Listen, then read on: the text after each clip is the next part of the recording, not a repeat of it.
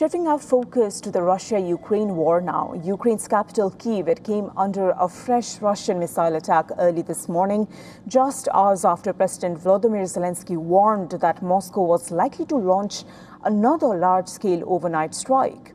At least one person was killed in the attacks as explosions shook parts of the city. Explosions were heard across Kyiv as air raid sirens sounded. Kyiv Mayor Vitaly Klitschko confirmed that the capital was targeted with ballistic missiles and urged all residents to remain in bomb shelters, warning that the threat of further strikes remained high. President Zelensky took to social media late Wednesday to urge citizens across all regions of Ukraine to heed air raid alerts, noting that the strike had been planned by Moscow days in advance. As air raid sirens echoed across Kyiv, the city's underground metro stations once again became makeshift bomb shelters.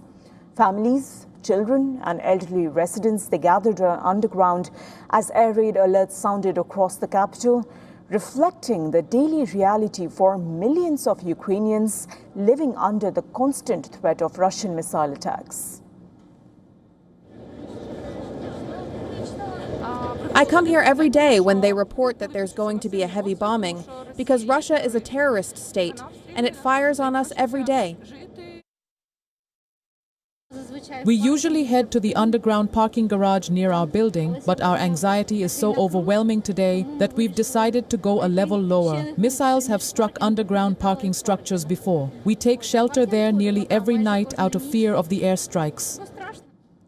Now, Zelensky once again appealed to Ukraine's allies to provide additional missiles for the country's air defense systems, highlighting a critical shortage of Patriot PAC-3 interceptor missiles. And this is to address these security challenges. President Zelensky even met with US President Donald Trump at the White House earlier this week to discuss domestic Patriot missile production. And only US-made Patriot systems are currently capable of intercepting Russia's ballistic missiles.